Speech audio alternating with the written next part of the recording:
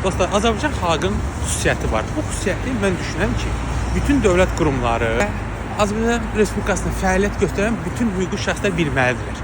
Və ona uyğun məhsullarını satmalıdırlar və yaxud qanun layihəsini işləməlidirlər. Bu hamısı stereotipə və xüsusiyyətə arxalanmalıdır.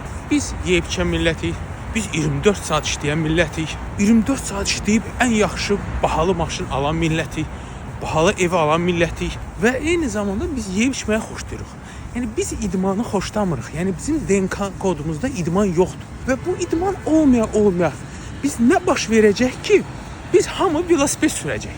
Yəni nə baş verəcək? Biz Hollandiyada, çünki oraya gedəndə, İspaniyada olanda, nə bilim, Singapurun özündə səhər, axşam hamı qaçır. Yaşlı, cavanı, hamı qaçır, idmanla məşğuldur.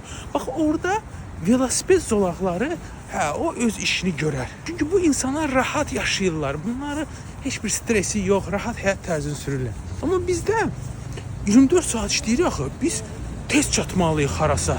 Harasa tez getməliyik. Yəni bugün bizə deyirlər ki, ala bu velosipedi gedişə. Vallahi heç kim onu sürməyəcək.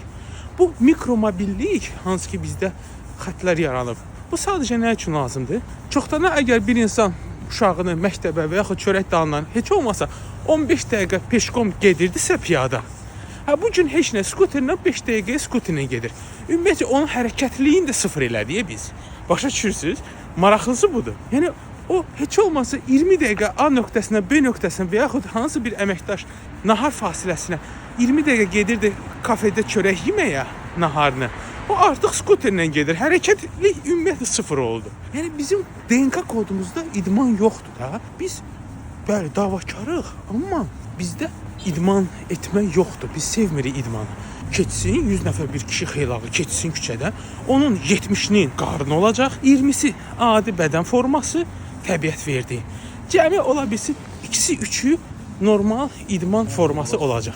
Qalanları heç bir şey. Qalanları məni kimi adi bir insandır. Bax budur. Bu xüsusiyyəti biz nəzərə almalıyıq hər bir şeydə. Bu gün nə edirlər? Bizə deyirlər, bu velosipedi gedişə. Qardaş, bu velosipedi götürüb işə gedən yoxdur axı. Bax budur. Hətta bugün fikir verirəm, cavanlar sürür skuteri. O skuteri iş dalınca sürmürlər, əylənirlər. Və eyni zamanda heç olmasa hərəkət edirdirlər, tutalım 2 il, 3 il öncə. İndi o hərəkətliyi ümumiyyətlə eləmirlər.